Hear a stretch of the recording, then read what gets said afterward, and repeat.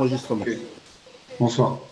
On a donc le thème de ce soir, on a dit la Torah et la Tfila du Mashiach. En fait, c'est pas très compliqué, c'est que toute la Torah, en fait, elle parle du Mashiach. Toute la Torah, c'est Mashiach et toute la Tfila, c'est Mashiach. Tout est Géoula, en fait. Ça mène à la Géoula, ça indique la Géoula. Donc, prie pour la Géoula, c'est pas très compliqué. C'est ce qu'on voit dans le Birkat Hamazon, on voit ça dans la Tfila, on fait ça dans le Shema Israël, on rappelle la sortie d'Égypte, on mentionne ça constamment. Maintenant, vous vous souvenez pas, je sais pas, enfin, on avait expliqué qu'il y a une allusion sur la fin de la Tfila, justement. Pourquoi la fin de la Tfila? Parce que ça correspond à la fin de l'exil. Et c'est pas par hasard d'ailleurs que cette fin de la Tfila, elle est avec la bracha de Sim Shalom. Sim Shalom, on l'avait dit, Shalom, c'est le Brit. Alors, en fait, comment on commence? On commence avec le premier mot de la Torah qui est Bereshit. Bereshit, les sages nous disent, et Bara, Shit, il a créé 6. C'est quoi 6? En général, on explique que c'est 6000 ans. C'est la durée une durée de vie, on va dire, de cette galoute-là. C'est le maximum qu'on puisse avoir. Mais il y a encore une autre allusion là-dedans. C'est que Bara, Shit, il a créé 6. C'est quoi 6? C'est le Yesod. C'est le Yesod. Le Yesod, c'est la 6e sphère. Yesod, c'est la Brit. C'est la notion justement de cette faute première qui a été faite par Adam, etc. Et qui revient constamment. Et c'est pour ça que sur la fin, dans notre époque, l'épreuve est l'épreuve du Yesod. Il y a malheureusement et heureusement, c'est-à-dire qu'il y a les deux. On utilise la Torah maintenant sur Torah Zoom, sur YouTube, etc. C'est un keli, c'est un moyen extraordinaire pour diffuser la Torah. Et malheureusement, c'est pas que ça. Alors maintenant, l'explosion qu'il y a au niveau de l'un et de l'autre, eh bien, c'est Zéléou Matzéas à Elohim, Dieu a fait une chose et son contraire. Dans la mesure où aujourd'hui, justement, la finalité, c'est de justement réparer cette faute première qui est la faute du Yesod, eh bien, elle apparaît encore plus fortement aujourd'hui avec l'Internet, chose qu'il n'y avait pas il y a 30 ans ou 40 ans. Maintenant, en un clic, quelqu'un peut faire, l'homme peut perdre toute sa rouhaniut, toute sa spiritualité que Dieu préserve, et inversement, il peut accéder à des cours de Torah sans fin. Alors maintenant, ce qu'on avait expliqué, on avait dit Sim Shalom, on avait dit que toute la bracha de Sim Shalom, elle évoque là-bas différentes sadikim. On va rentrer un peu plus là-dedans, on va se rendre compte que ça va beaucoup plus loin que ça. On avait dit que Sim, donc on a ici une allusion sur cette Géoula. Pourquoi? Parce que Sim, on avait dit avec les 8 sadikim qu'on va évoquer maintenant, eh bien ça fait les lettres de Mashiach. Or, Shalom, on a dit c'est Yosef, Tova, on a dit c'est Moshe, puisqu'il s'appelait Tov, Bracha, c'est David Améler. Donc on a 3 ici. Shalom, Tova, Uvracha, on a le Vav à la fin qui ferme les 3 premiers. On avait dit Chaim, c'est Adam Arishon, Chen, c'est Noach, Matzachen, c'est les mêmes lettres. Vachesed, c'est Abraham. On a encore 3 avec un Vav à la fin. Chaim, Chen, Vachesed. Donc, Yosef, Moshe, David, Adam, Noach, Abraham. On a continué en expliquant que Verachamim, c'est la notion c'est Yaakov, c'est sa sphira, c'est le cave central.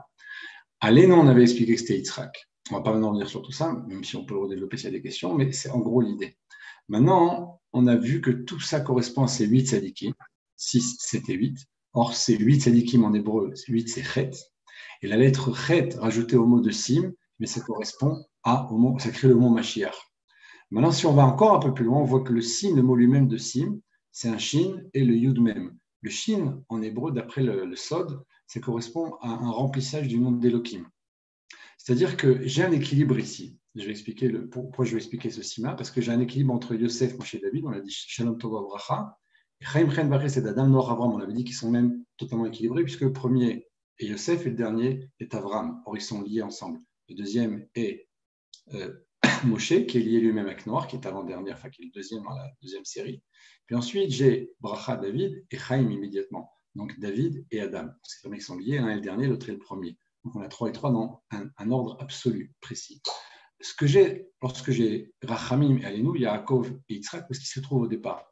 Ils se trouvent au départ dans le mot Sim.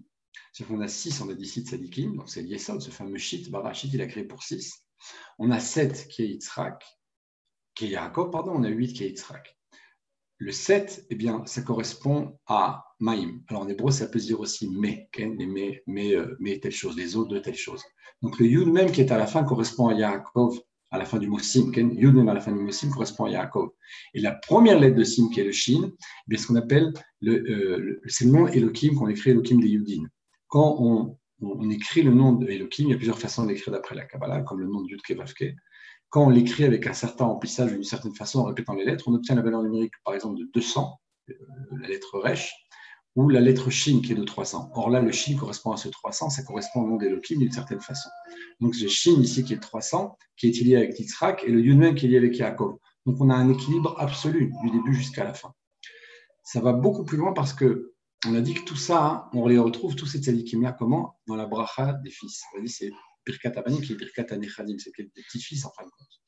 Cette bracha des fils, elle est absolue puisque c'est la bracha que tout père donne à son fils. C'est ce que Rachid dit, Abba levarech et banav, un homme qui veut bénir ses fils, il ira, il simcha Elokim, qui birkato, il bénira comme sa bracha, il simcha Elokim kefrem et Menaché, ces 4 mots-là. Eh bien, si on regarde la gématria de Ephraim et Menaché, c'est exactement la même valeur numérique que Sim Shalom. C'est très précis, c'est-à-dire que ça fait 726. Je dis 726 parce que ça va même beaucoup plus loin que ça. Non seulement, là, c'est déjà frappant, parce que Sim Shalom, on a dit, c'est le symbole, c'est cette bracha-là qui évoque tous les tzadikim. Et c'est exactement la valeur numérique d'Ephraim et Menaché, qu'on écrit bien entendu 415 et 351. Alors, 404, excusez-moi, c'est qu'Ephraim qui Menaché, avec le kaf et le kaf. Maintenant, quand on obtient 726, qu'Ephraim qui Menaché, dans la bracha, telle qu'elle est dans la bracha, on obtient 726, on a, au-delà de ça, encore autre chose. C'est qu'encore une fois, d'après les Kavanot, je fais souvent référence à ça, mais d'après les Kavanot, il y a dans la période qu'on appelle les 3 semaines de Ben HaMetzarim, des Kavanot particulières qu'on doit avoir dans ces dernières brachot-là et dans les premières. Ce n'est pas par hasard, parce que les premières et les dernières sont une espèce de parenthèse qui ont une valeur particulière, ce qu'on appelle les Avot, les Odaot, puis au milieu, on a les Bakashot, ce qu'on demande. On a au départ les Avot, on appelle comme ça les premières brachot, puis ensuite les Odaot, la reconnaissance, c'est Modim, puis au milieu, on a les demandes qu'on a, on a Parnassa, la santé, etc. Quand on regarde dans les kavanot, donc il y a pendant la période des 3 semaines, eh bien, il y a une autre kavana qu'on doit avoir, c'est les Shin, Shin, parce qu'il y a 2 fois la lettre Shin qui apparaît dans Sim, Shalom, dans les premières lettres de ces mots. Shin a une valeur numérique de 360. Shin, Yud, Nun, écrit complet, malé, la lettre Shin écrite complète, c'est 360. 360 fois 2, ça fait 720. Et le Hari Akadosh explique qu'il faut encore avoir une kavana sur 6 autres noms. Avaye, Elohim, Shaka, etc. Il donne tous les noms là-bas. Donc 720 qui sont les 2 Shin et les 6 noms en question donnent 726.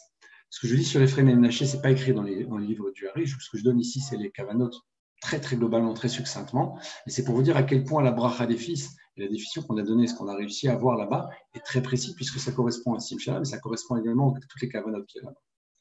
Alors, quand on regarde le dessin de la Hamida qu'on vient d'évoquer ici, il y a un élément ici qui est fondamental. L'élément qui est fondamental, c'est quoi? C'est la construction. La construction de la Hamida, c'est pas par hasard, c'est évident, c'est un check des 7 actes-là, les sages de la Grande Assemblée qui l'ont établi. Et quand ils l'ont établi, eh bien, ils l'ont établi d'après le même schéma. Et je vais vous expliquer pourquoi. Vous pouvez prendre un sidour si vous voulez, ce sera peut-être même plus simple. Vous avez ici, vous avez la première bracha qui est Magen Avraham. Magen Avraham, donc c'est clair, c'est net, c'est Avraham. Donc vous vous souvenez, on en a 3, et 3 premiers, 3 derniers. Lorsque je continue, la bracha qui vient juste après, c'est Baruch Ata Hashem Mechaye Ametim. Magen Avraham Mechaye Ametim. Alors juste une précision, il faut voir que dans la parashat Lech Lecha, lorsque Dieu dit tu auras la bracha, etc., il y a plein de bénédictions là-bas. Et Dieu dit, le Rashi en tout cas explique qu'on ne peut pas conclure avec les 3, puisqu'il là-bas il évoque Avraham, Yitzhak et Yaakov, toutes les brachot. Il dit, mais on ne peut pas conclure avec les 3. Alors il dit, Becha, par toi je vais conclure. Donc on dit Eloké Avraham, Eloké Yitzhak, Eloké Yaakov. Mais la conclusion, la bracha, ce qu'on appelle Madbe bracha, la chitum, la conclusion de la bracha, c'est Baruch Ata Hashem, Magen Avraham. Donc je ne fais pas référence aux 3, mais seulement à lui. Pourquoi je vous dis ça, vous allez comprendre par la suite. Lorsqu'on arrive à la bracha suivante, c'est Baruch Ata Hashem Mechaye Ametim, qui fait revivre les morts. À quoi on fait référence ici? On fait référence à la période de Noach. Là, alors on l'a expliqué déjà plusieurs fois, la mort la plus forte, en quantité, en puissance, c'est la période de Noach. Toute l'humanité est effacée, à part lui et sa famille proche. Donc, quand on a ici Baruch Ata Hashem Mechaye Ametim, c'est référence à Noach. Ça va même beaucoup plus loin. C'est quand on prend les lettres de Baruch Ata Avaye, donc Yud Kevavke, Mechaye Ametim, les premières lettres de ces mots-là, on les mettrait à 58, c'est mettrait à Noach lui-même. La bracha qui vient après, c'est Akel Akadosh. Alors, Akel Akadosh, ça fait référence à qui? À Adam Arishon. Alors, je ne sais pas si vous vous souvenez, on avait évoqué ça aussi. On avait dit que dans la période entre Rosh Hashanah et Yom Kippour, on a ce qu'on appelle la Nessira. C'est-à-dire qu'on a expliqué que le minag de Chabad, la coutume de l'Ubaïch, est basée sur la Kabbalah au plus haut point, parce que on ne fait cette bracha des fils que Erev Yom Kippour. Pour une raison très simple, c'est que chaque jour entre Rosh Hashanah et Yom Kippour, il y a ce qu'on appelle la Nessira. On va séparer, Adam et Chava sont collés, puis au fur et à mesure, il va y avoir une séparation. Chaque jour, on fait une Nessira, on sépare la sphira de Chesed, Gvura, etc. Quand on arrive à la fin, Erev Yom Kippour, il y a là-bas 3 sphirotes qui interviennent, qui sont Od, Yesod ou Malchut. On va expliquer Od, c'est Yaakov. Yesod, c'est bien entendu le Brit, c'est Yosef. Et Malchut, c'est David. On l'avait expliqué de cette façon-là. Mais quand on regarde bien, c'est Yaakov, Od. Yesod, c'est Yosef.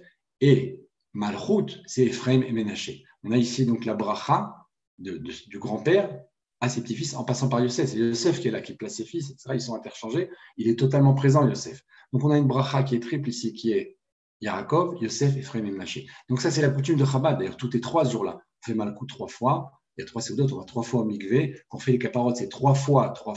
Tout est dans le 3. On dit que le Rabbi Rachab, lorsqu'il mangeait Erev Yom Kippour, prenait chaque fois 3 cuillères de soupe. C'est-à-dire qu'il était makpid même dans ce qu'il faisait en mangeant, de faire attention à avoir ces 3-là qui reviennent.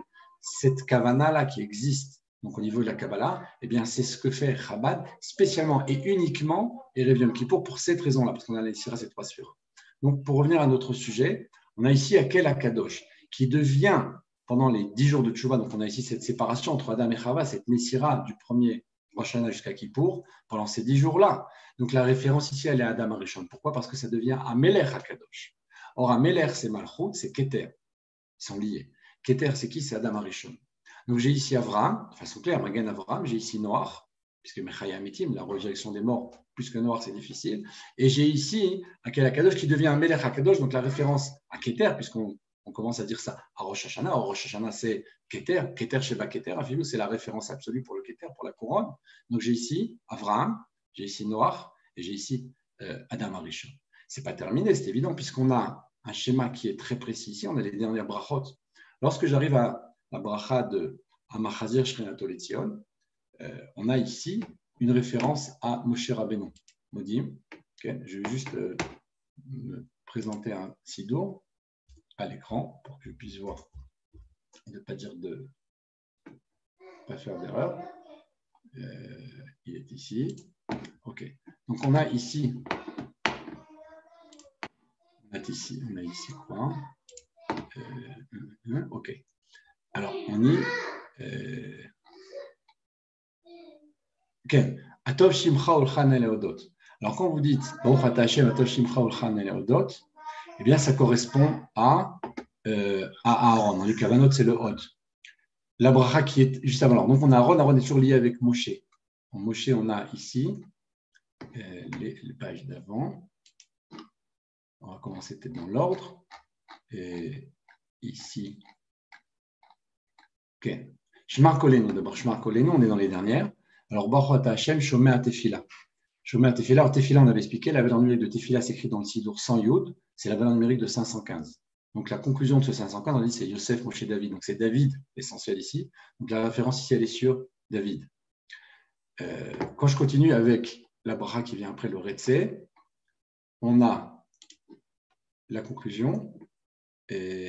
Amachazir Shrenato Letzion. Alors, Baruch Ata Hashem, Amachazir Shrenato Letzion, les Rachetevot, c'est les Rachetevot de Moshe avec les trois lettres. C'est-à-dire qu'on complète les 3 lettres, ça fait 348. Or, la valeur numérique de Moshe, c'est 345. Donc, on a ici référence à ça. Alors, d'ailleurs, c'est connu qu'on dit celui qui n'est pas modé, c'est marqué comme ça dans les textes, ne revient pas très atamitim. Celui qui ne croit pas à la résurrection, n'aura pas droit à la résurrection des morts. Alors, on sait qu'il y a un lien entre Modim et la Tretametim. Le lien est fait par les Chachamim dans le Shulchan Aruch, dans les Sfarim. Donc, on a ici Moshe et Noach. La façon qu'on a ici David Amelech avec Amelech Hakadosh, on avait évoqué précédemment. Et quand j'avance encore un peu, j'arrive à Atov Shimcha Olchanero. Donc, Sim Shalom. Sim Shalom, mais c'est toute notre bracha, elle est sous le signe du Yesod, puisque la conclusion, c'est Amevaret Amo Israël, Bashalom. Donc, j'ai ici David, j'ai Moshe et j'ai Yosef. Or, Yosef est la dernière bracha, c'est Sim Shalom. C'est la dernière bénédiction qu'on fait. Le Chazan, quand il termine, après il dit Yulerson Yenorefiken, il a terminé la Mida. Donc, c'est la dernière bracha, c'est Yosef, c'est le Yesod, c'est Sim Shalom. Toute la bracha est sous le signe Yesod. Et on a une référence ici à la première bracha, la dernière à la première. La dernière, c'est Yosef, la première, c'est Magen Avraham. Avraham et Yosef sont ensemble. Moi, je disais tout à l'heure, on dit à quel Magen Avram, alors qu'on dit Eloké Avram, Eloké Yitzhak, Eloké Yaakov, parce que le Torah nous dit, Rashi nous dit, on ne peut pas conclure les trois, donc je conclurai avec toi. De la même façon, ici, on a cité Shalom, Tova, Uvracha, Chaim, on a cité énormément en remèze, en allusion de Tzadikim. Mais comment je conclus? Bochata Hashem, Amevaret Amo Israël, Shalom. Shalom, c'est Yesod, c'est Yosef. De la même façon, je conclus avec Abraham, dans la première bracha, je conclus avec Yosef dans la dernière bracha. On a dit, donc maintenant ici, Modim, celui qui n'est pas modé n'assistera pas à la résurrection. Donc j'ai ici Moshe Rabbeinu, qui est lié avec Noach. Et la bracha qui vient juste avant, on a dit, c'est Shomea Tefila. Tefila, on dit valeur numérique 515, donc c'est le troisième des 515 qui sont Yosef, Moshe David, qui ont la même valeur numérique que le mot Tefila.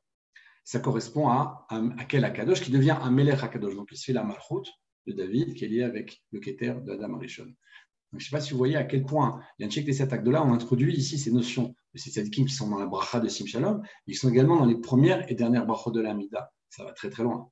Maintenant, c'est pas que là-bas, on avait expliqué, on est entre le Birkat Amazon, on est dans le Birkat Kohanim, etc. Cette notion-là de Mashiach, elle est essentielle. Pourquoi elle est essentielle? Parce que quand on prend cette bracha des fils, elle est Yisimcha Elokim Kefraim Vechim Menashe. La bracha, elle passe par le nom d'Elokim. C'est la bracha absolue. Alors, quand Dieu a créé le monde, on a dit Bereshit.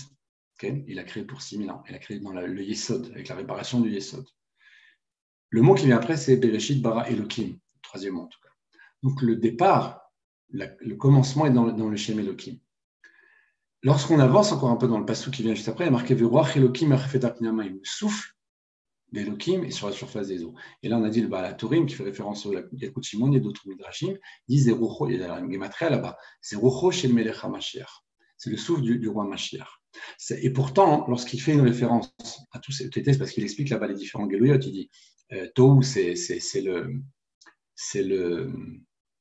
Bavel, Bohu, c'est Madai.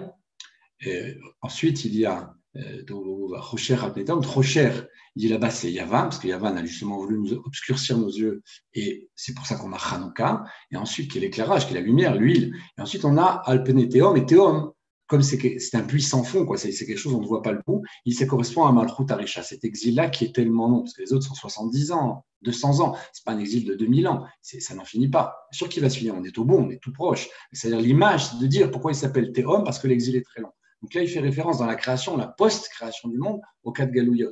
Mais comment ça se termine? Et là, la même façon qu'il amène des versets là-bas, que je ne cite pas maintenant ici, on a dans les versets qu'il amène pour justifier que là-bas c'est Bavel, Madaï, Yavan et Sav, il amène un passage pour dire Venacha alav ruach havaye. Alors, je n'ai pas compris, tu me dis Rucho shel melech hamashiach, mais c'est ruach Elokim. Comment tu peux dire ensuite ruach havaye? Parce que justement, au départ, c'est dans Elokim, à la fin, c'est dans Havaye. Au départ, c'est dans la Gvura absolue, parce qu'il y a création. Il y a ici un Tzimtzum. Mais dans la Géoula, Dieu va se dévoiler totalement dans le Shem Havaye, qui est le Rachamim, ce texte qu'on a expliqué avec Rajbi, que la Géoula viendra de Rachamim par Soufribourg, etc. Donc, le Venachal Avroach Havaye, c'est la bracha qui vient juste après, lorsque vous bénissez vos fils. Vous dites Simcha Elokim Kefraim Bechim Naché, Miyad, juste après ça, vous dites la Birkat Kohanim. Alors, la Birkat Kohanim, elle est sous le Siman du Shem Havaye, Varechecha, Hashem, Havaye. Issa Hashem, Yair Hashem. On est dans Havaye, on est dans Elokim, Havaye. Donc le début est dans Elokim et la fin est dans Havaye. Le départ est dans la Gvura, même si c'est le plus grand chesed qui puisse exister, puisqu'il nous a créé, il a créé les mondes. Mais à la fin, on est dans Havaye. Donc on voit ici un phénomène qui revient dans la Bereshit et qui se retrouve chez nous même dans la Tfila, dans tout.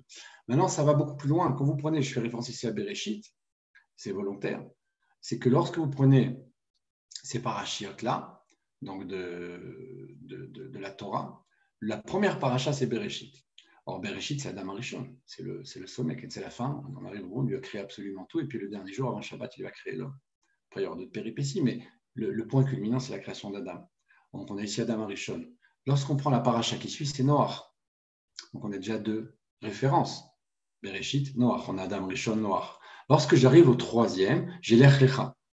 C'est Avram, c'est-à-dire le début du birour, comme dit le Rabbi. C'est là que va commencer tout le birour du Ham Israël. Donc j'ai Adam, Noach, Avram dans la Torah elle-même. Lorsque je prends les dernières parachiotes de la Torah, j'ai Nitzavim Vayeler, Azino, Zot Abracha. Nitzavim Vayeler, c'est quoi? C'est l'Ech Lecha. C'est la référence à l'Ech Lecha. Sauf que là, on est déjà dans la réparation. On est sur la fin. Quand on est dans Azino, c'est Azino Hashama Yivadabera, Tishmare Simri. On est ici dans le Louis, justement. C'est la fameuse Louis et la vue qu'on a évoquée déjà plusieurs fois. Lorsque je suis dans Azino, je fais référence à Noach, parce que Noach, il a une valeur numérique de Ozen, de l'oreille. C'est comme ça que dit le Hari. C'est pour ça qu'il est dans la Gvura, parce que l'oreille, c'est un seul une seule parole à la fois. Je ne peux pas entendre deux paroles à la rencontre de la vue. Donc, j'ai ici quelque chose de référent entre la deuxième paracha qui est noire, qui est l'egmatria, le numérique de l'oreille, et Haazinu. Et c'est Moshe qui le dit d'ailleurs. Donc, Moshe est noir. Lorsque j'arrive sur la dernière paracha, elle s'appelle Vezot, Abracha. Or, on l'a dit, Sim Shalom Tova. Uvracha, c'est quoi Uvracha? C'est Malchut, c'est David. Donc, j'ai ici la dernière paracha qui s'appelle Vezot Abracha, qui est la référence à Bereshit, puisque la dernière, elle est la première. Donc, Bereshit, c'est Adam, Vezot Abracha, c'est David. Vous voyez à quel point ce Mivne, cette construction de la référence à Mashiach se trouve dans la Torah, dans la Tfila, dans absolument tout ce que nous lisons et connaissons depuis des années. Simplement, il faut avoir juste l'œil pour voir à quel point les points là sont précis et sont importants. Alors, au-delà de ça, je voudrais faire un petit bifurcation sur un mot de Hayom Yom, qui est le suivant. Je vais vous lire. Vous allez voir, c'est impressionnant. Les tribus dans Vezot Abracha, elles ont un rôle Les tribus dans les autres Abracha. Ah, la Bracha elle-même qui est par rapport à David. Dans Vezot Abracha, dans la paracha Vezot Abracha. Parce que vous avez dit que ça fait référence à la Malchut de David.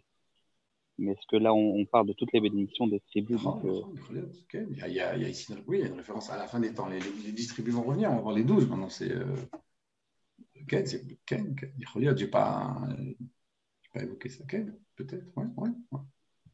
C'est très possible. Ken. Les 12 tribus, Ken. Le rassemblement des exilés, Ken, c'est possible. C'est sûr que si on regarde en vérité le texte de base, c'est Vayechi en fait, c'est la bracha de Yaakov à ses fils, et Moshe va à sa façon, c'est pour ça qu'ils sont appelés les deux des Neshamot Kaliot. Pourquoi? Parce que Yaakov c'est Israël, c'est le Briach HaTichon, et Moshe également c'est Neshama Klalit. Gol Rishon, Gol Acharon, chacun de nous un Nitzos de Moshe, dans chaque génération un Nitzos de Moshe, etc. Donc c'est évident que ce que veut faire Yaakov lorsqu'il va bénir ses fils, c'est pas ça qu'il veut faire à la base. Ken, il va lui dévoiler la fin, et puis Dieu, Ken, Satan, il a empêché, donc il a commencé à dire d'autres choses. Aussi, on va parler de ça encore un petit peu dans pas longtemps, j'espère. Donc, qu'est-ce qui se passe ici? Cette bracha, donc c'est sûr qu'il y a aussi une référence, même si on parle de Yaakov là-bas. Quand il a donné ses brachot, eh bien, en vérité, à l'intérieur de ses brachot sont cachés les secrets de la Géoula, puisqu'il a voulu le dire. Non, c'était d'autres choses qu'il a dit. Mais à l'intérieur de ses brachot, c'est sûr qu'il y a des choses très, très, très fortes. Moshe, ce qu'il fait, c'est reprendre à sa façon, avec ses mots, avec sa couleur, etc., dans son dévoilement à lui, comme Dieu le lui indique, la bracha des 12 tribus. Donc c'est sûr qu'il y a ici quelque chose qui est relatif à la fin des temps, puisque c'est la dernière paracha, et c'est sûr qu'il y a quelque chose qui est avec la Géoula, c'est pas shoot. Mais dire exactement quoi, comment, je ne sais pas te dire maintenant, mais c'est lié. Alors, ce qu'on voit dans le texte, c'est bien que tu en parles, ça va nous faire un pont aussi, même si ce n'est pas ce que je vais dire maintenant, mais lorsque Yaakov rassemble ses fils, il dit « Et Assouf va guider lachem ». Rassemblez-vous, je vais vous raconter. Maintenant, le rabbi explique, les rabbins m'expliquent dans les Mahamarim, parce qu'il y a marqué « Va guider lachem », je vais vous raconter, c'est un lachon de névoie. C'est un lachon d'ailleurs, la Haggadah de Pessah, c'est que de la névoie. Okay, quand on dit les Hagid, c'est névoie. Alors, si vous faites attention, avant de commencer la Amida, vous dites Hachem, c'est fait Tiftar, ou fi Hagid, la terra. Alors maintenant, comment, je me suis souvent posé la question jusqu'à ce qu'il n'y a pas longtemps, il me semble, en tout cas c'est comme ça que j'ai compris après, qu'il y a une réponse ici, en tout cas une compréhension un petit peu peut-être philosophique, mais quand on fait la Amida, on dit Hachem, c'est fait Tiftar, fi Hagid, cette fameuse Amida où on dit qu'on parle maintenant de tous les niveaux de Mashiach.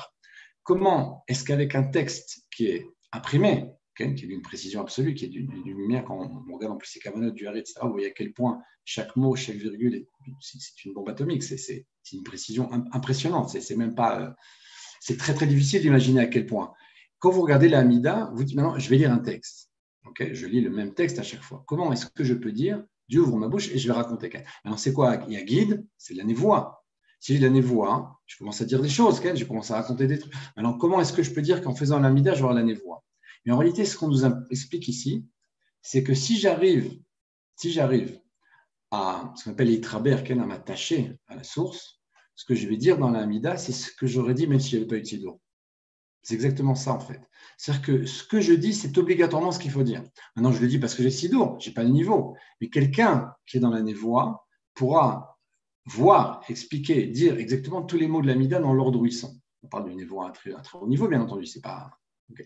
Mais c'est ça l'idée. Fi yagite la techa, ma bouche dira Ken ta louange, Ce Yagid-là, c'est de la névoie pure. Donc, c'est ce qui se passe. C'est-à-dire que ce qu'ils ont eu, les Anchek Tesset Agdola à ce moment-là, c'est la névoie, puisqu'ils ont eux-mêmes instauré la tefila avec ces cédères-là, avec ces secrets. Il y en a vraiment énormément. C'est que des secrets, en fait. Mais si maintenant j'arrive, moi, au niveau de la névoie, je peux, intuitivement, je peux naturellement dire tout ce qui est marqué là-bas, et je ne peux pas dire autre chose, en fin de compte. C'est ça l'idée. Je suis incapable de dire autre chose, c'est ce que je vais dire. Je vais dire exactement ça. Alors maintenant, ce que je voudrais faire, c'est une référence à un Yom Yom. Je passe donc de la Tfila à la Torah, mais je voulais parler de ça parce qu'on parle souvent des trois premiers, trois derniers, etc. Alors, il y a un Yom Yom qui est très connu, qui est du Dalet Elul, le 4 Elul, et qui est comme ça, qui dit B'ma'alat mina enoshi. Dans la, je lis là sur l'écran volontairement, la catégorie humaine, puisqu'on a nous-mêmes, on a le minéral, le végétal, l'animal et l'humain. Dans l'humain, on veut dire, Yeshnam Arbara Toarim. Il y a quatre définitions, quatre appellations. Bien sûr, on est dans le Yud Kevavke. On avait dit il y a quatre saisons, quatre fils, Ken. Yud Kevavke, il y a les quatre, dans le Sefer Torah, ce qu'on appelle les nekudot, les points, les ponctuations, ça, tout est quatre. Tout est quatre. Et quand on arrive au-delà de ça, on est dans la Géoula. On a quatre doigts, et puis on a un cinquième qui est différent. Il ressemble aux autres, pourtant il est totalement différent. C'est l'union de Géoula. Et tout est comme ça. On a expliqué quatre espèces, etc. Alors maintenant, quand on arrive ici, on a quatre toarim. Le premier, c'est Adam. Et là, il nous dit Ma'alat Amochin Vasechel. Ça correspond à l'intellect. Donc, on est ici dans le Chabad, même dans le Keter, puisqu'on est dans le Adam. Adam, c'est la définition de l'homme à son plus haut degré. Lorsqu'on arrive ensuite à Ish, Ma'alat Alev Amidot. Ça correspond au cœur et au sentiment. Quand je suis sur Enosh, alors Enosh Achalishut Bechad Mehem, Besechel Obemidot, Obeshtem Yachad. Celui qui est appelé Enosh est faible au niveau de son intellect, au niveau de ses midot, et peut-être même dans les deux. Donc c'est le niveau le plus bas en fin de compte. Et enfin, il définit Gever, Midgaber alatzmo, leasir amniot, beikuvim, leasig echad amalot, ou besechel obemidot. C'est lui qui arrive à se renforcer sur lui-même pour retirer les empêchements, tout ce qui peut empêcher d'atteindre un des degrés, ou dans l'intellect, ou dans les midot, ou dans les deux à la fois. Et la conclusion, nous des Gever aussi qui m'enosh. C'est-à-dire que le Gever, c'est celui qui s'occupe du Enosh, celui qui est avec lui pour prendre ce niveau le plus bas qui s'appelle Enosh pour l'élever. Okay? L'Akbia, les Mala, Ish ou Adam pour l'amener au niveau de Ish dans les Midot ou de Adam dans l'intellect. Et la conclusion, là, c'est encore plus fort par rapport à ce qu'on va expliquer après parce qu'on voit qu'il y a quelque chose ici de très précis. On met Hardev, Charla, Sot, mais Enosh, Ish ou Adam. Maintenant, puisque je vois que je peux faire de Enosh, qui est l'homme le plus faible, c'est celui qui n'a rien, il n'a pas de Sechel, pas de Midot ou aucun des deux, ou au moins il n'a pas un des deux ou un très faible niveau, c'est obligé de dire que même dans le Enosh, j'ai toutes les autres Ma'alot, qu'il y a aussi dans Ish et dans Adam, puisqu'il peut, alors qu'il est le plus faible, s'élever grâce au Gever au niveau de Ish ou d'Adam, donc je suis obligé de dire qu'il contient en lui, écoutez bien les mots ici, c'est très précis, il contient en lui les capacités, la force de se hisser au niveau de ces deux hommes-là qui sont au niveau des pros. Maintenant, Adam, bien entendu, c'est référence à Adam Arishon. Ish, c'est Ish, ça dit que c'est noir. Quand on arrive à Gever, on est déjà dans les Avot, on est déjà dans un autre degré. Puis Enosh, on est sur la fin. On a ici un cheminement qui est très clair. Mais si vous regardez bien, je ne sais pas si vous vous souvenez, on avait expliqué que chacun de ces tzaddik-là, il est une réparation du niveau de Mincha. Je ne sais pas si vous vous souvenez, on avait parlé de 103, de Mincha c'est 103, deux fois Mincha 206, on avait dit 103 c'est la gématria de Adam et Ish en même temps, c'est très précis. Avram c'est la montagne, c'est 206, c'est deux fois Mincha, en fait c'est Ar, c'est 205, avec le Kollel parce qu'il est intermédiaire, il est entre les deux mondes, ça fait 206. Lorsque j'arrive à Yitzhak, on avait dit c'est 309 le champ, Yaakov c'est Baïd, donc 309, 412, 515, on avait fait chaque fois Mincha, dans l'ordre chronologique, une fois, deux fois, trois fois, jusqu'à 5 fois. Pourquoi je dis ça? Parce que au départ, vous voyez que chacun est à sa place. Il y en a toujours qui sont un par un, il y en a qui sont par deux. Noach et Adam, ils sont ensemble. Ici, c'est exactement la même chose. Quand je prends la gématria de Adam et Ish à la fois, j'ai une valeur numérique de 356. C'est quoi le message? On a dit quand Enosh, c'est le plus faible, il a ni Sechel ni Midot. Pourtant, il a la capacité de s'élever et d'atteindre un des deux degrés, ou peut-être même les deux à la fois. Alors, quand je prends la valeur numérique de Enosh, il est 357. Ça veut dire que la gématria, c'est quoi une gématria? Parce que j'ai dit ça, c'est sympa, gématria des calculs. Gématria, c'est pas des mathématiques, c'est pas juste des phobies. Il y a un énorme message. La gématria, c'est la valeur numérique des lettres. Or, les lettres, c'est ce qui fait exister les choses. C'est que le chemin que Dieu a choisi, on appelle Rav Bet Advan, c'est 22 lettres qui font exister et font créer la création et existence de chaque chose dans le monde, dans les mondes. Ça passe par les lettres. C'est comme ça que Dieu a choisi. C'est le cheminement. Donc, ces lettres-là ont une puissance particulière. Tiot, Markimot, les lettres. C'est quoi Markimot? On a dit Chochma, c'est la névoie. Ces lettres la donnent. La névoie donne des révélations. Donc, elles ont une force incroyable. Donc, si on a une valeur numérique ici, 357, il y a un message. C'est-à-dire que Enoch, qui est le plus faible, a pourtant une valeur de 1 supérieure à Adam et Ish à la fois. C'est-à-dire que cet homme qui est très faible contient en lui les forces par son travail, par l'intérieur de Gever, par cette Gabout, la capacité qu'il a de se renforcer, de surmonter toutes les épreuves, d'arriver au-delà de Ish et Adam.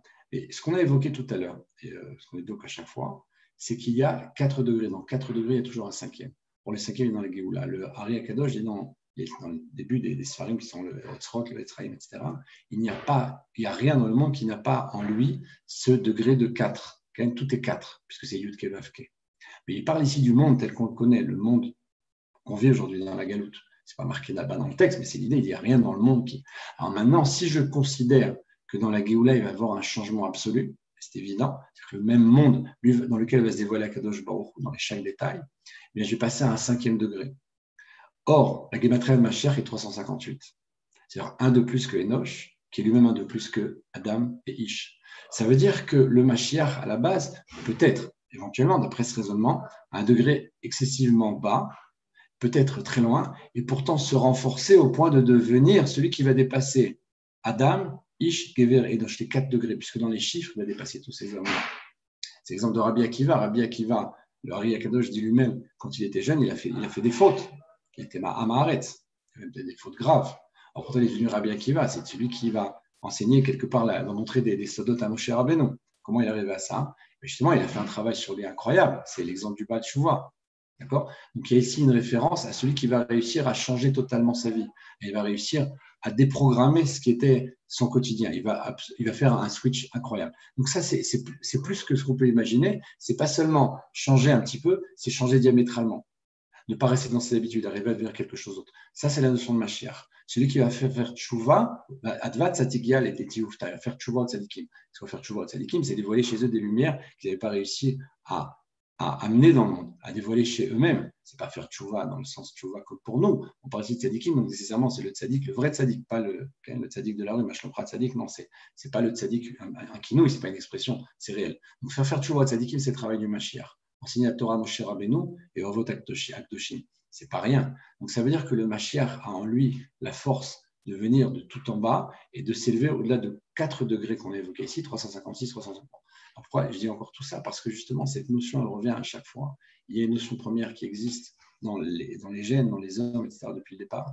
Et c'est tous ces hommes-là symbolisent tous ceux qu'on a évoqués ici, cette force particulière. C'est pour ça que dans le Sim Shalom, on a 8 qui sont écrits. En tout cas en Rémez, il y en a un 9e qui est Aaron, puisque Aaron est celui qui allume cette fameuse Bénora à 8 branches, dans la de Lavaux. Mais le 10e, eh bien, c'est l'allusion avec 8 et Gen et le Chet qui font Mashiach et de Mashiach. Donc lui-même, c'est le 10e, à Syrie et Kodesh, c'est le 10e degré. Alors ça, c'était déjà les points que je voulais évoquer. Maintenant, quand on regarde dans la Tfila, il y a encore une autre Tfila qui est très connue, dans laquelle on a une énorme allusion sur ça. Je fais encore référence, désolé, référence au Kavanot du Hari. Il y a dans la Tfila de Uva Letzion. Uva Letzion, Golou, Shaveh, Shabbat Yaakov, vous connaissez cette Tfila après la Mita, sur la fin. Il y a ici un texte qui est très très précis, encore une fois. Le Hari Akadosh dit, lorsqu'on dit les mots de Uva Letzion, eh bien, il y a dans les lettres, je vais vous le dire tout de suite, on va noter, j'espère qu'on va le retrouver. Voilà. Uva Letzion, Golou, Shaveh, Yaakov, Noum Hashem, Va'ani. Alors il y a ici dans Goel, Ushaveh, Fesha, les premières lettres, c'est Gouf. La première lettre de ces mots, ça fait Gouf, le corps. Be'Yaakov, Neum Hashem Va'ani, là-bas, il dit c'est les lettres de Banav, le corps de ses fils. C'est-à-dire que l'homme ici doit avoir une kavana de réparer la faute de la perte de semence en vain. Le fait d'avoir eu des rapports interdits, ces choses-là qui sont excessivement graves, c'est le béret chic, la réparation du yesod, justement du départ. Lorsque je fais cette fila-là, je dois avoir la kavana de réparer le yesod. Gouf, Banav, le corps de ses fils, mes fils spirituels, parce qu'il y a des corps qui sont créés par cela, et les clipotes s'en emparent, que Dieu préserve. Et après, il y a des réparations à faire pour ça. C'est le Kriyat Lamita, c'est la Tchouva, c'est les jeûnes, etc. Toutes ces avodas qu'on peut faire pour réparer les fautes. Ça s'appelle Chatot Neurim, les fautes de jeunesse. Maintenant, ce texte-là, il est encore beaucoup plus vaste que ça, parce que quand je regarde le texte comme il est, il y a ici une allusion sur cette fameuse bracha des fils. Pourquoi?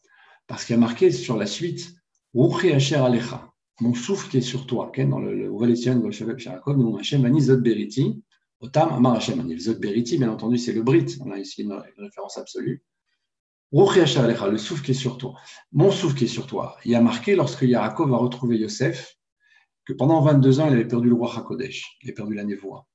Ça ne lui est revenu que lorsqu'il a revu son fils. Je ne sais plus qui m'avait dit ça la dernière fois, qu'on avait expliqué que lorsque l'on étudie la Torah avec force toute la journée, il se peut que dans la nuit, on puisse avoir un rêve de névoie Ktana, on appelle les petits névois, mais c'est quelque chose d'extraordinaire, avec une réponse dans un verset, dans un sujet de Gemara, de Kabbalah, etc. Quelqu'un m'a dit, mais il faut aussi bitou les simcha. C'est évident, c'est marqué dans les textes, annulation absolue devant Dieu et joie. Yaakov, il a eu plus de joie. D'ailleurs, il ne peut pas même être en deuil, parce que Yitzhak savait, mais lui, il ne savait pas, son fils n'était pas mort. On dit que quelqu'un qui perd un proche, tant qu'il en réalité pense qu'il est mort, il n'est pas mort, c'est des gens dans la guerre qui disparaissent, etc. Il n'y a pas de deuil véritable. Et la personne n'est jamais consolée. Il ne pouvait pas être consolé parce que son fils était vivant, il le croyait mort. C'était encore pire quelque part. C'est déjà très dur, mais il y avait encore à l'intérieur de ça une souffrance supplémentaire de cette impossibilité d'être en deuil, de cette impossibilité d'oublier. Donc, il n'oublie pas son fils pendant 22 ans, il est en deuil, enfin, si ce n'est pas officiel, parce que c'est interdit, mais à l'intérieur, ça ne fonctionne pas. Donc, il n'a pas de névoie. Ruchi Asher Alecha, c'est mon souffle qui est sur toi, c'est la référence à Yaakov. Udvarai Asher Samti Bevicha, et la parole que j'ai placée dans ta bouche, eh bien, c'est exactement ce qu'on a dit tout à l'heure. Yaakov vient pour bénir ses fils, et il va dire autre chose. C'est pourquoi, juste après, il y a marqué le Yamush Mipicha, Mipicha Mipizaracha Mipizaracha. Il ne bougera pas de ta bouche, de la bouche de ton fils, ta descendance, et la descendance de ta descendance. Eh bien là, c'est Yaakov, c'est Yosef, et c'est Ephraim et Menaché. C'est marqué ici en allusion, mais c'est exactement ça. C'est-à-dire que vous voyez qu'encore une fois dans la tefila, des tefilotes qu'on fait, que vous avez fait des millions de fois, vous avez ici une référence à la réparation du Yesod, après une référence à donc Yosef, bien entendu, puisque tout ça, on parle du Yesod, c'est la réparation. Parce que Yaakov, Yosef et Ephraim et Menaché, ils sont dans le Yesod absolu. Le Yesod, c'est Yosef, il est central. Il y a ici un croisement, mais Yaakov aussi est un tzaddik d'une lumière qu'on n'imagine pas. On a dit il a eu son premier fils à 84 ans. Or, depuis sa naissance jusqu'à l'âge de 84 ans, lorsqu'il a son premier fils Reuven, il n'a pas vu une goutte de semence. Donc, c'est d'une sitcoute incroyable. Yosef, Yesod, Sheba Yesod, le Yesod, Ephraim et Menaché, deux petits-fils de Yaakov, deux fils de Yosef qui sont en Égypte. Hervat, Arès, la terre la plus débauchée, et qui sont tzadikim. Donc, on a ici une référence. C'est pour ça que la bracha passe par ces hommes-là. Il y a ici un 3. Donc, le Yamush ou le Picha, le Pizaracha, le Pizaracha. Cette référence-là, elle se retrouve dans beaucoup d'autres endroits. Je vous disais la Torah et la Tefila, vous voyez, je fais le lien de l'un à l'autre constamment parce que ça, c'est des choses que vous connaissez, mais subitement, là, on voit ça différemment. Il y a un texte dans Parashat Tzav qui dit qu'il faut faire une ablution donc avec du sang sur Tnur Ozen Aïmanit, donc le lobe de l'oreille droite du Kohen, le Bohen Aïmanit, le pouce droit du Kohen, et le pouce du pied, donc le pouce de la main et le pouce du pied du Kohen. Il y a sur cette Parashat Tzav une référence du Rabbeinu Bechaye qui dit comme cela, qui dit il y a ici 3 mondes qui sont évoqués. Le premier monde, c'est celui de Olam HaMalachim, le monde des anges. Le deuxième, c'est le monde des astres. Et le troisième, c'est le Olam HaShafel, le monde bas, un monde qui est le monde des anges, c'est Yaakov. Pourquoi? Parce que le rêve de Yaakov, surtout les Galouyot et la Géoula, eh bien, c'est des anges qui montent et descendent l'échelle. Lorsqu'on arrive à Olam, à Kochavim, le monde des astres, eh bien, c'est le rêve de Yosef, qui va rêver que tout le monde va se prosterner à lui, comme des gerbes, puis ensuite après comme les 11 étoiles, la lune et le soleil. Donc c'est la deuxième référence. Lorsqu'on arrive au Olam, à Shafel, le monde bas, eh bien là-bas, ça correspond à Ephraim et Menaché parce qu'ils sont là, Mashiach ben Yosef, le Mashiach ben David. Et c'est dans ce monde-là, ici-bas, spécialement, que le Mashiach doit se dévoiler. Ce n'est pas dans les mondes supérieurs, ce n'est pas pour les anges, c'est un homme parmi les hommes qui va sauver les hommes. C'est ça le troisième référent. Et c'est pourquoi je dis ça, parce que si vous prenez le Radak, Rabbi David Kipri qui fait un pirouge sur ce texte que je viens d'évoquer dans le Voile et Tzion, quand il parle ici de la mouche ou le picham, le pizaracha, le pizarazaracha, ces 3 étapes-là, eh bien, il fait exactement la même référence Olam HaMalachim, Olam HaKochavim, Olam HaShafel. Donc, vous voyez que dans cette file-là ici sont évoqués Yaakov, Yosef, Ephraim et Menaché. Ces tzadikim-là font également référence à encore autre chose. Il y a un texte très connu qui est Ekeye, Asher Ekeye. Quand Moshe va devoir délivrer le Ham Israël, il dit à Dieu, mais comment ils vont savoir que je suis libérateur? Il dit, tu vas leur dire la chose suivante, dis-leur que Ekeye t'a envoyé. Je ne dis pas le nom parce que c'est un nom aussi, comme le nom d'Availlé. Il dit Ekeye, Asheré, Ekeye, Ekeye. Il le dit 3 fois, parce qu'en réalité, la façon d'écrire Ekeye, il y en a 3. Comme le Shem Yud Kevef, il y a 4. Dans l'absolu, il y en a encore d'autres, mais on appelle Afsag Ben, il y a 4 mondes. Le nom de Ekeye, il a 3 façons de l'écrire. Selon que je remplisse la lettre E avec un He, et Aleph ou Eyud, comme dans le Shem Havaïe. Or, ici, quand on prend le nom Ekeye, il a une valeur numérique de 21. 21 deux fois, ça fait 42. Je vais expliquer pourquoi je dis tout ça. Et le 42 double, c'est 84. Bien là encore, j'ai référence à nos 3 degrés dans la bracha. Pourquoi? Parce que Ekeye, Asheré, Ekeye, eh bien, c'est la bracha des Ephraim et Menaché. Ils sont 2. Et les 2, ils sont dans le 21. Après, c'est parce que Ke Ephraim, Kim Menaché, avec le Kaf, avec le Kolel, ça fait 21. On a ici nos 2 tzadikim. Chacun d'eux est le 21. Chacun correspond à tous les degrés de libérateur, de Goël. Pourquoi je dis ça? Parce que c'est le texte même de Rashi. Quand il évoque ça, il dit, mais tu me demandes de leur dire, parce que qu'est-ce qu'il dit là-bas? Il dit, mais pourquoi tu me parles de Kayesh? Il dit, parce que de la même façon que je vais les sortir, je vais sortir aussi des autres galoutes. Et là, moi, je dit à Dieu, mais je ne comprends pas. Je vais essayer de les sortir là. Maintenant, ils sont dans une souffrance absolue. Et tu leur dis, maintenant, je veux sortir, mais dans les autres galoutes aussi. Ça ne suffit pas, la souffrance qu'ils ont maintenant ici. Donc, il dit, Tova Martha, c'est à toi que je dis ça, pas pour les autres. Tu n'as pas besoin de le savoir. Pardon, c'est pour toi que je le dis, en tant que libérateur. Pour les autres qui viendront après, qui seront aussi ce siman de Ekeye, parce que chaque libérateur est un Moshe Rabbeinu. Donc ici, le 21 et 21, ça correspond à Ephraim et Menaché. Quand je double, j'arrive à 42. Eh bien, on avait expliqué, je ne sais pas si vous êtes dans la Gada, il y a une référence sur Yosef, Moshe David. Or, Yosef est celui qui va faire descendre le Ham Israël en Égypte et Moshe est celui qui va les sortir. Alors, les 42 voyages, ils vont commencer à ce moment-là. Lorsque Yosef et Moshe vont sortir, on a ici le même bête, le fameux 42. Lorsque j'arrive au 42 double, j'arrive à 84. Or, 84, c'est l'âge de Yaakov lorsqu'il a donné naissance à son premier fils Réhouven. Vous voyez ici qu'à chaque fois, cela revient dans tous les degrés, y compris dans cette bracha. Maintenant, si ça va encore plus loin, je ne sais pas si vous vous souvenez, on avait expliqué le 42 va avec le 515. On a dit Bochat Hashem Shomer Tefila, par exemple.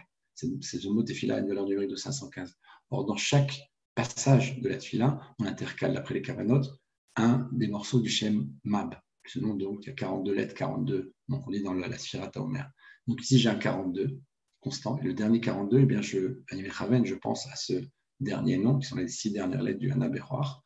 Lorsque j'ai dit Hachem, Shema, Tefila, donc 515, 42. On avait dit c'est grossi dans le schéma Israël. Je mets les tefilines, Roche et Yad. Roche c'est 501, Yosef Moshe, Yad c'est David. Ensemble ça fait 515. Alors, avec ça, je fais le schéma Israël. Schéma Israël, eh bien, le premier paragraphe, il y a 42 mots. D'ailleurs, d'après les Kavanot, toujours ces fameuses Kavanot, on a l'obligation, enfin, c'est comme ça qu'on fait. On pense sur chacun des mots à un Aberchoir, puisqu'il y a 42 mots. De la façon dans l'Aberchoir, il y en a aussi 42. Dans les Sidorim, en tout cas d'après les Kavanot, sur chacun des mots, il y a une référence à un Aberchoir. C'est-à-dire que quand j'ai 515, j'ai le 42. Maintenant, c'est exactement pareil pour nous ici. Pourquoi je disais ça? On était sur. Bon, j'ai perdu le fil.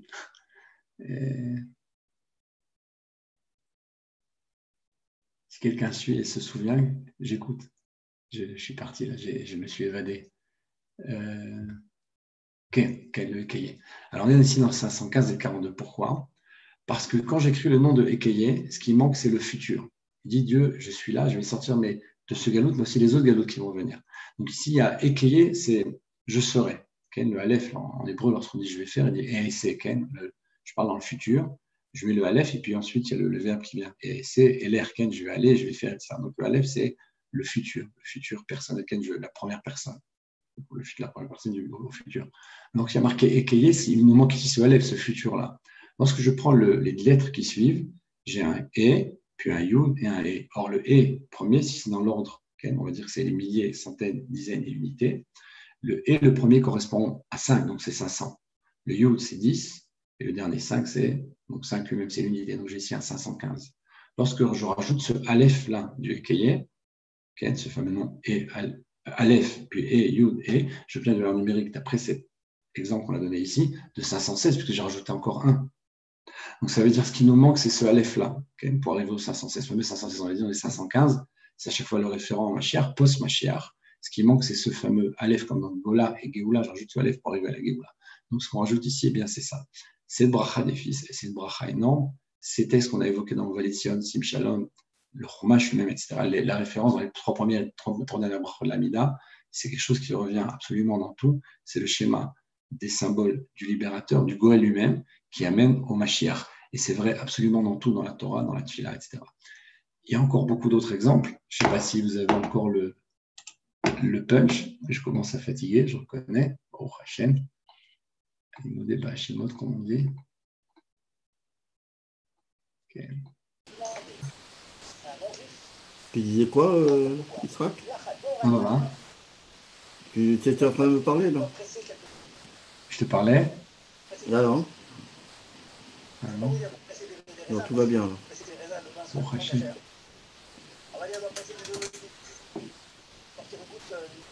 Ok. Ok. Alors, là, on va voir des petits points comme ça intéressants, parce que c'est la fin de la journée, quand je pense que tout le monde est un peu fatigué. Des petits points comme ça très jolis. Quand vous regardez les sphirotes, Chesed, Fourat, Tiferet, et Tsar, Od, Yesod, Malchut. Je parle des sphirotes des midot, okay, ce qu'on fait dans la Sphira Taomer maintenant. On fait Chesed, Sheba, Gvura, Gvura, Sheba, Chesed, on a 7 sphirotes, puisque 7 fois 7, ça fait 49. Quand vous regardez donc dans la Sphira Taomer, ici, c'est référence aux 7 sphirotes qui sont des midot. Vous prenez les premières lettres de chacune d'elles, donc Chet de Chesed, Gimel de Gvura, etc. Vous faites l'addition de tout. Vous obtenez un numérique de 516, justement. Incroyable. C'est-à-dire que la plénitude, en fait, on a toujours ce degré. Puis quand j'arrive au 50, qui est en fait le 5, quoi, mais à une échelle un peu plus haute, j'ai ici 7 fois 7, donc j'arrive dans le Seder Olam, dans l'ordre du monde, à 49. Quand j'arrive au Noun, quand j'arrive au 50, c'est l'éloignement de Dieu dans le monde. Eh bien, si je prends tous les rachetés, les premières lettres de toutes les sphirotes des Midot, donc on a un Sphira Taomer, j'obtiens 516. C'est-à-dire qu'en fait, là, j'arrive à faire le birour, le travail de tous ces sphirotes-là à la fois, et là, c'est la Géoula, c'est le niveau de la délivrance. C'est des choses qui, encore une fois, c'est des exemples que je vous donne comme ça au passage. C'est quelque chose qui revient absolument partout. Alors, juste pour reprendre un autre petit point qu'on avait évoqué précédemment, et qui, encore une fois, montre à quel point la précision de ces textes, on l'a dit, même si ce n'est pas marqué, ce que je vous dis, c'est des prochaines des Chidushim, mais c'est dans le texte de base. On avait dit Adam, Ish, Gever, Enosh. Alors, on a expliqué que Adam et Ish sont des niveaux très hauts, en intellect ou en midot. Le niveau le plus bas, c'est Enosh, celui qui n'a rien. Et le Gever est celui qui aide le Enosh à basculer vers les autres. Cette notion de Gever, eh bien, elle est énorme parce que c'est lui qui est là, il Gabro, celui qui arrive à se faire se renforcer. Or, Gever en hébreu commence avec un Gimel. Gimel, c'est 3. Adam, c'est un Aleph. Ish, c'est un Aleph, la première lettre, Ken. Et Enosh, c'est un Aleph. C'est-à-dire qu'Aleph, Aleph et Aleph, c'est Gimel. 1, ça donne 3. C'est-à-dire que le Gever est un statut intermédiaire, c'est ce qu'on appelle le Memutsa en hébreu, celui qui a la capacité de faire le lien entre tous ces degrés-là, parce que justement, il contient en lui le Aleph de chacun des autres. Et donc, ça, c'est encore une preuve de cette précision-là dans le texte. Un dernier point que je voudrais évoquer maintenant, même si on en a parlé plusieurs fois, puisqu'on est sur la nation de Mashiach, c'est de voir un petit peu sa photo d'identité au fur et à mesure. Je ne sais pas si ça va nous aider, mais il y a une notion de double. On l'a dit, Ephraim et Menaché, Eldad ou Medad, ils sont en train de prophétiser dans le camp, Bamachane, justement. Et là, Moshe dit, et d'ailleurs, dans le futur, le Ham Israël lui-même sera dans. Il y a Alvaï Ken et Kol Israël Ken. Je ne sais pas les mots ici, mais il dit ici que dans le peuple juif tout entier aura cette névoie. Bien entendu, la Tilavo, mais juste avant, même ça va revenir. La névoie revient au peuple, au Ham Israël avant la Géoula. Donc on voit ici que Eldad ou Medad, c'est encore Aleph même, comme Esther Mordechai, Ephraim Menaché, Aaron Moshe. Toutes ces références-là, c'est pour nous dire qu'il y a toujours une dualité. Et cette dualité est obligatoire. Pourquoi? Parce que si on n'a pas cette dualité, on a un problème. C'est pour ça que la bracha est la bracha des fils. Ce n'est pas la bracha d'un seul fils. Il fallait qu'il y en ait deux. Ça a commencé au moment de Massé Bereshit. On a Caïn et Evel. On a eu ensuite Ishmaël et Yitzhak. Et ça avait Yaakov, Yosef avec ses frères, même s'ils sont plusieurs. Il y a Yosef et Yehuda, là c'est une autre dualité. Mais on a constamment cette notion de deux fils. Et pourquoi la bracha elle est énorme chez eux, chez Ephraim et Menaché? Parce que justement, le petit va recevoir la bracha et le grand va se taire. Ce qui s'est passé avec Caïn et Evel, Caïn il avait une jumelle, Evel il en avait deux. Il y a eu 6 mois l'aîné, donc il a tué son frère. Pour une femme, Caïn c'est le texte, c'est les Midrashim. Il y a toujours deux. Maintenant, lorsque dans les deux, le petit reçoit, le petit se dévoile, et le grand est capable de laisser la place au petit, est capable d'accepter et de donner sa bracha, de l'aider au contraire. Alors ça, c'est le symbole de la Géoula. C'est-à-dire que la place de chacun d'eux n'est pas la sienne véritablement. On a un problème d'identité. Vous voyez que souvent, même en politique, alors j'avais dit, il y avait une petite vidéo où j'avais dit, si seulement ils pouvaient y arriver à faire la redoute entre les deux Binyamin, Ken Gantz et Netanyahu. Finalement, Baruch Hashem, ils l'ont fait.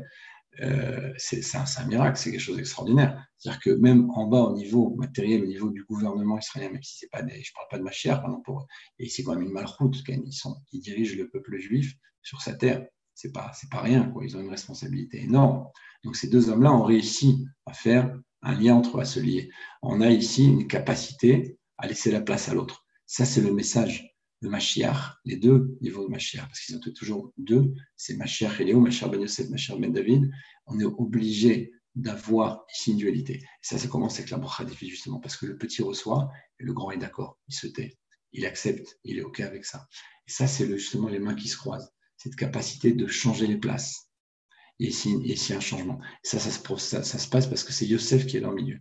Yosef, c'est celui, on appelle le Yosef Hatzadik. Quand la notion de Tzadik, c'est Yosef. C'est celui qui garde le Yesod, qui garde le Brit.